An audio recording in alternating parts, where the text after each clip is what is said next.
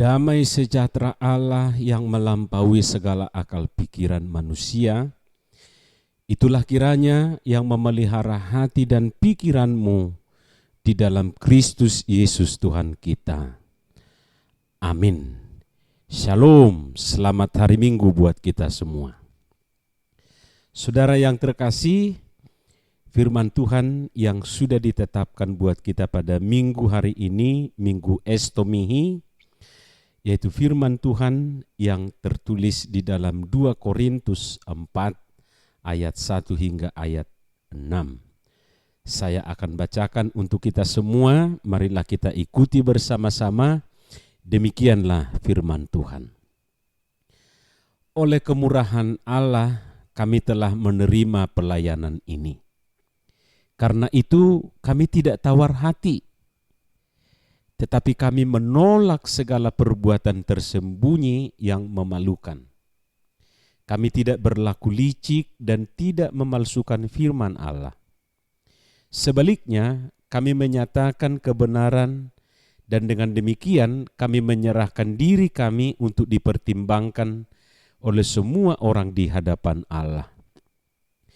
Jika Injil yang kami beritakan masih tertutup juga, maka ia tertutup untuk mereka yang akan binasa, yaitu orang-orang yang tidak percaya, yang pikirannya telah dibutakan oleh ilah zaman ini, sehingga mereka tidak melihat cahaya Injil tentang kemuliaan Kristus yang adalah gambaran Allah. Sebab bukan diri kami yang kami beritakan, tetapi Yesus Kristus sebagai Tuhan, dan diri kami sebagai hamba-Mu karena kehendak Yesus. Sebab Allah yang telah berfirman, dari dalam gelap akan terbit terang. Ia juga yang membuat terangnya bercahaya di dalam hati kita, supaya kita beroleh terang dari pengetahuan tentang kemuliaan Allah yang nampak pada wajah Kristus. Demikian pembacaan firman Tuhan. Saudara yang terkasih, topik minggu hari ini mengatakan hamba Tuhan yang setia. Naposoni debata na setia. Satu hal yang harus dihidupi setiap hamba Tuhan tentu kesetiaan. Kesetiaan dari kata setia atau fidelitas. Tapi sebenarnya bukan hanya hamba Tuhan, tetapi setiap orang tanpa terkecuali. Jadi kalau bicara kesetiaan, setia itu tidak hanya berlaku untuk hamba Tuhan.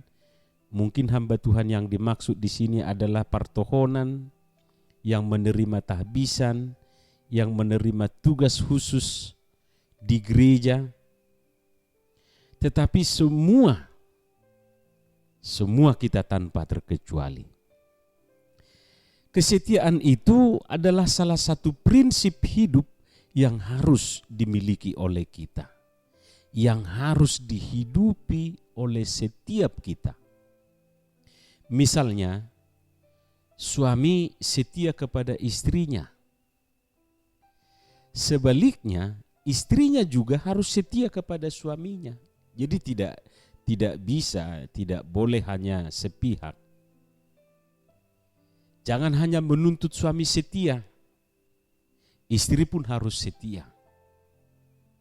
Antara suami dan istri mesti saling setia. Setia berarti berpegang teguh atau teguh hatinya. Misalnya kita punya suatu prinsip atau janji, lalu kita tetap teguh dengan prinsip dan janji kita itu, apapun risiko dan tantangannya, dan berapapun harga yang harus kita bayar, maka di situ kita telah setia. Karena itu iman tidak bisa dilepaskan dari kesetiaan. Tanpa kesetiaan, iman akan menjadi seperti layangan putus, mudah terombang-ambing rupa-rupa angin godaan, dan mudah larut terbawa arus tantangan. Saudara-saudara, Hamba yang setia itu bukan berarti tanpa tantangan dan rintangan. Sekalipun tugas atau tohonan yang diterimanya adalah atas kemurahan Tuhan. Jadi siapapun dia, setiap hamba Tuhan bukan berarti dia akan lepas dari tantangan dan rintangan. Dan kesetiaan itu sering diperhadapkan dengan tantangan dan rintangan. Tantangan dan rintangan itu bukan pertama-tama datang dari luar diri kita sendiri, tetapi justru datang dari dalam diri kita, dari dalam diri sendiri. Apa itu? Jadi kalau kita kembali kepada firman Tuhan yang sudah kita baca tadi, dikatakan di dalam ayat 1 bahwa dikatakan di situ, oleh kemurahan Allah kami telah menerima pelayanan ini. Karena itu kami tidak tawar hati. Karena itu kami tidak tawar hati. Jadi tantangan yang pertama dari dalam diri kita itu sebagai hamba Tuhan, sebagai partohonan adalah tawar hati. Tawar hati artinya ya tawar, hambar. Hati ini sudah tidak merasa apa-apa, tidak kepingin apa-apa, tidak bergairah apa-apa. Jadi kalau yang namanya tawar, hambar, ya begitu. Seperti dalam kehidupan suami istri misalnya, benci tidak, tetapi cinta juga tidak. Atau seperti seorang pasien ketika dia dirawat lalu dibuatkan bubur, ya ditelan. Disuntik, ya tidak melawan. Diajak berdoa, ya merem. Tetapi pandangan matanya kosong, tidak punya gairah apa-apa.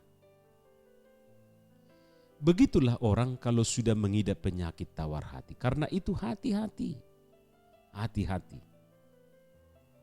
Jangan sampai penyakit ini menggerogoti diri kita, siapapun kita. Oleh karena itu Paulus meyakinkan dirinya, tentunya juga kita semua, supaya tidak tawar hati. Dalam bahasa Batak dikatakan dang marnaluja.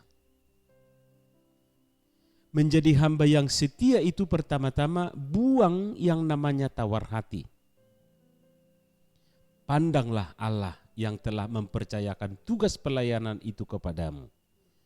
Teruslah melayani. Jangan berhenti sekalipun rintangan dan tantangan menghadang. Lalu tantangan dan rintangan yang kedua itu bersumber dari luar diri si hamba Tuhan itu. Tentunya bisa dari orang-orang di sekitarnya, bisa jadi dari orang-orang yang dilayani sendiri, dari umat, dari jemaat yang dilayani itu. Hamba Tuhan itu sering difitnah, dituduh, sama seperti yang dialami Paulus, sebagaimana kita baca dalam nats ini. Jadi sepintas nats ini seolah-olah pembelaan, apologet dari Paulus sendiri tentang dirinya dan tentang pelayanannya, tentang tohonan yang dia terima dari Allah. Paulus sering dikata-katain, diomongin. Paulus dikatakan telah melakukan perbuatan tersembunyi yang memalukan. Itu tadi kita baca. Ini tuduhan dalam bidang moral. Jadi dia dituduh melakukan perbuatan tersembunyi yang memalukan. Kemudian ia dituduh telah berlaku licik. Ini menyangkut bidang ajaran atau teologi. Saudara-saudara, Paulus difitnah, hamba Tuhan difitnah, dituduh macam-macam. Dan itu sering kita dengar, bahkan mungkin kita sendiri mengalami. Fitnah itu memang lebih kejam dari pembunuhan. Tetapi saudara-saudara, apa reaksi Paulus ketika dia diperlakukan seperti itu? Apakah ia menulis surat bantahan? Apakah fitnah dibalas dengan fitnah? Tidak. Yang ia lakukan adalah menyatakan kebenaran dan menyerahkan diri untuk dipertimbangkan semua orang di hadapan Allah. Artinya apa? Semua tantangan itu tidak menjadikan ia jera bersaksi dan melayani. Selama ia yakin bahwa yang ia lakukan dan ia katakan itu adalah menyatakan kebenaran. Kemudian Paulus sangat terbuka dan sangat bertanggung jawab. Saudara, ini yang harus dimiliki seorang hamba yang setia. Jadi Paulus tidak kendor, tidak surut, tidak mundur karena dia diomongin, karena dia dikata-katain, karena dia difitnah, dia dituduh. Sudahlah, mungkin sudah begini nasibku, bisa saja dia berkata seperti itu. Tapi Paulus tidak. Selama yang dia lakukan itu, selama yang dia katakan itu menyangkut kebenaran, dia tidak mundur. Dia tidak menyerah. Saudara, dari mana kegigihan dan keberanian itu ia dapatkan? Tentu dari hati nurani yang bersih. Coba kita baca ulang ayat 5. Dikatakan di sana, sebab bukan diri kami yang kami beritakan, tetapi Yesus Kristus sebagai Tuhan dan diri kami sebagai hamba-Mu karena kehendak Yesus. Artinya saudara-saudara, yang kita perjuangkan itu, yang diperjuangkan Paulus itu bukan kepentingan dirinya sendiri. Kalau kita merasa sebagai hamba Tuhan, sebagai hamba Allah, yang kita perjuangkan itu bukan kepentingan diri kita sendiri. Bukan supaya kita besar dan kuat, bukan. Tujuan pelayanan dan kesaksian kita bukanlah diri kita sendiri. Yang kita beritakan itu adalah Kristus, bukan diri kita. Seperti yang dikatakan Yohanes, dia harus semakin besar, maksudnya Yesus. Jadi bukan Yohanesnya yang semakin besar, Yesus yang harus semakin besar. Ini memang godaan buat hamba-hamba Tuhan. Sering bukan Kristusnya yang diberitakan, tetapi dirinya yang terberita. Selama Kristus menjadi pusat pemberitaan kita, yakinlah Allah akan menopang kita. Itulah sebabnya dikatakan dalam ayat 6, sebab Allah yang telah berfirman, dari dalam gelap akan terbit terang. Ia juga yang membuat terangnya bercahaya di dalam hati kita, supaya kita beroleh terang dari pengetahuan tentang kemuliaan Allah yang nampak pada wajah Kristus. Karena itu saudara-saudara, sebagai hamba Tuhan atau siapapun kita, hiduplah dalam kesetiaan. Ingat, kesetiaan adalah proses menjadi, bukan sesuatu yang sudah jadi. Kesetiaan tidak dibawa lahir. Kesetiaan itu diupayakan. Kesetiaan itu diusahakan. Tuhan memberkati. Amin. Mari kita berdoa. Terima kasih Tuhan untuk firman-Mu. Biarlah firman ini sungguh-sungguh kami hidupi. Firman-Mu bertumbuh dan berbuah di dalam hidup kami, supaya dibuahkan buah-buah yang baik, buah-buah yang manis. Berkati setiap orang yang rindu mendengarkan firman-Mu. Dalam nama Yesus Kristus kami berdoa dan mengucap syukur. Amin.